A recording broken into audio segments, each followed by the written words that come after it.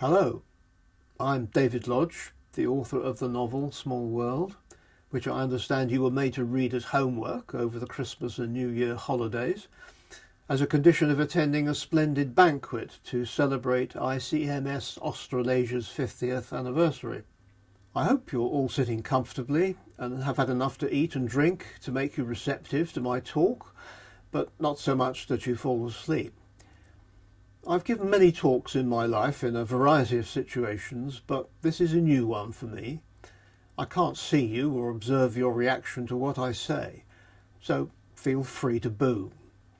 When Brian Holiday first invited me to be a virtual guest speaker at your celebration, he explained that Small World was the only work of fiction he'd ever read that covered, to use his own words, the wonderful world of conferences. He was curious to know why I wrote it and what personal experience it was based on, and obviously he hoped you would be interested too. Though the subject area of the conferences I have attended, literature and academic literary studies, is probably not one that most of you have been concerned with. From 1960 to 1987, when I took early retirement to become a full-time writer, I taught English literature at Birmingham University, writing novels in my spare time. In those days there was an annual conference of university teachers of English which I often attended. These were hosted by a different university each year and were accommodated in a college or hall of residence whose student occupants were absent during the Easter vacation. You will have gathered what these occasions were like from the first chapter of Small World, somewhat lacking in glamour, excitement and creature comforts.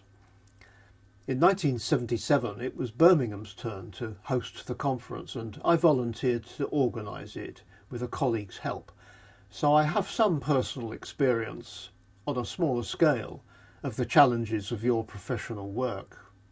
I think we did better at Birmingham than a conference I went to at Nottingham University in the late 1960s. The attendance was under 50. Most members of the host department boycotted the event for some reason, and the kitchen staff walked out because an irate academic swore at one of them, leaving us to eat cold food or forage locally for fish and chips for the rest of our stay. At the end of 1978, I was invited to be a guest speaker, all expenses paid, at the annual convention of the Modern Language Association of America in New York, which couldn't have been more different from the English conferences I had attended. 10,000 academics swarmed around two skyscraper hotels in Midtown Manhattan for 3 days, speaking, debating, networking and partying from early morning to late at night. If you read to the end of Small World, you will know that this event was the setting for the denouement of that novel. In the summer of 1979, I attended 2 international conferences back to back. The first was the James Joyce Symposium in Zurich, and the second was a conference in Israel on narrative theory, which moved between the 2 rival universities of Tel Aviv and Jerusalem, and offered an optional tour of the rest of the country afterwards. Both of these experiences later provided material and local colour for episodes in Small World. Indeed, it was this intense double exposure to the international conference which first gave me the idea for that novel. I felt I'd stumbled on a new cultural phenomenon, a product of what I called, or had my character Morris Zapp call, the global campus, adapting Marshall McLuhan's metaphor, the global village, for a world shrunk in size by the speed of modern communications. That process has, of course, gone much further since those days, thanks to the internet. In the case of the conference, it was the development of the commercial jet plane and the expansion of long-distance air travel that enabled this transformation of the traditionally cloistered life of the academic. Associations of scholars in various fields increasingly made their conferences international in scope and held them in attractive, exotic locations. If you were invited by the organisers or sponsored by institutions like the British Council, your expenses would be paid.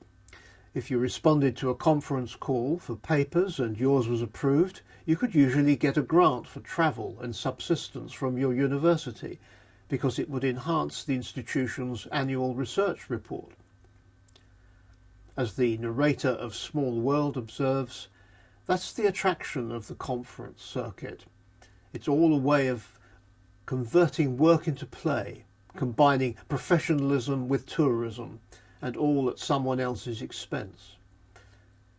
Write a paper and see the world. I'm Jane Austen, fly me. Probably many of you are too young to remember that notorious advertisement for an American airline which featured an attractive hostess smiling and saying, "Hi, I'm Jane, fly me." The name varied, but the active verb was generally taken to be a coded reference to another one, beginning with the same letter of the alphabet. And of course that was another element of the conference scene, to stimulate a novelist's imagination. The temptations and opportunities for sexual dalliance. Where else could men and women far away from home and spouses meet attractive members of the opposite sex who were passionately interested in the same professional matters as themselves? For literary reasons, I probably exaggerated this feature of conference behaviour in Small World. My colleagues sometimes complained, perhaps not entirely in jest, that after reading it their wives regarded them with suspicion when they returned home from some distant professional gathering. As to myself, I am constitutionally monogamous and have observed the sexual revolution which happened in my lifetime from the viewpoint of a war correspondent, not a participant. That frees my imagination to represent the amorous activities of my fictional characters as explicitly as I like. Having got the idea for a novel about literary scholars jetting around the global campus, I decided at an early stage that the characters would include several from an earlier novel, Changing Places, especially Philip Swallow and Maurice Zapp, whose futures I had conveniently left open at the end of the book. And it would have a young hero who would be a novice on the conference circuit. I wanted to deal with the various competing schools and theories of literary criticism which were dividing academics in the humanities. I had lots of ideas for characters, locations and situations, but it was some time before I found a satisfying narrative structure to contain them. Then one day I wrote in the notebook I dedicated to this project, what could provide the basis for a story? Could some myth serve? For example, the Grail legend. It involves a lot of different characters and long journeys. I had recently been to see John Boorman's film Excalibur, about King Arthur and the Knights of the Round Table, and been reminded of what a wonderfully gripping story it was. The quest for the Holy Grail figured in the Arthurian stories and in many other medieval and Renaissance narratives, collectively known as chivalric romances. I saw a parallel between the adventures of the characters in that poetic world and the experiences of academics jetting round the modern world to attend conferences, jousting with each other for professional glory and engaging in amorous intrigue. Bingo! I had my story, or rather a web on which to weave a number of stories, interlinked by coincidences which would be out of place in a realistic novel, but quite at home in a comic satirical romance. Writing it was an enjoyable kind of game, finding correspondences between the mythical and the real worlds. The heroine, Angelica, for instance, is as elusive as her namesake in Ariosto's Orlando Furioso, who has a magic ring which makes her invisible. The name of the formidable Italian Marxist Professor Fulvia Morgana, who lures a panic-stricken Maurice Zapp to her bedroom, is close to Fata Morgana, the Italian name for Morgan Le Fay, the witch in the story of King Arthur. For young Perce McGarrigle, the Grail is a girl, For the senior professors, it is the UNESCO Chair of Literary Criticism, which has a huge salary and no duties, and so on. The novel is a tissue of literary allusions, but you don't have to recognise all of them to enjoy the book, which is carried along, I hope, by the humour of its style, the intricacies of its plot, and the interaction of its characters.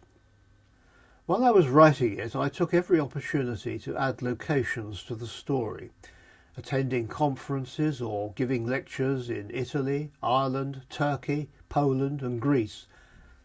I didn't visit Australia until later in my life, but Ronald Frobisher's Australian radio interview by satellite is based on personal experience. In 1983, I went round the world, attending a conference in Seoul as a member of a group sent by the British Council, adding on a private trip to Tokyo and Honolulu, and returning home via Los Angeles. These were the days, of course, before security measures against terrorism made air travel a form of purgatory. The action of Small World takes place in 1979, when I conceived the idea of the novel.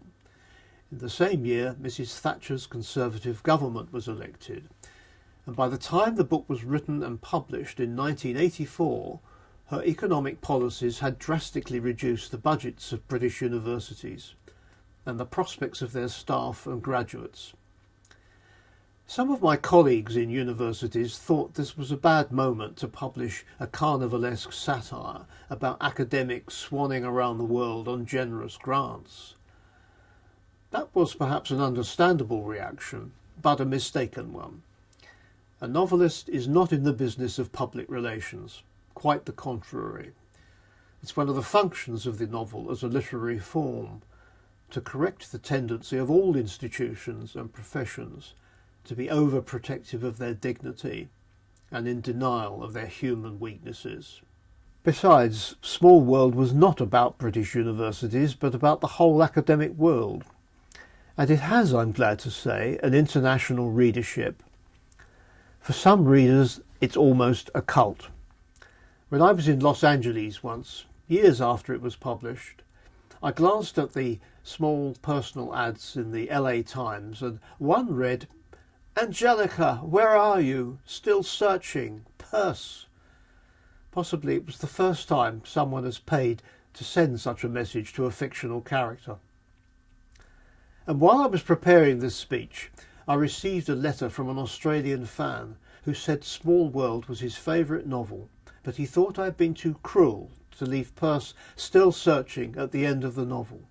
So, quote, for his own satisfaction, unquote, he had written an epilogue, which he enclosed, but promised not to publish.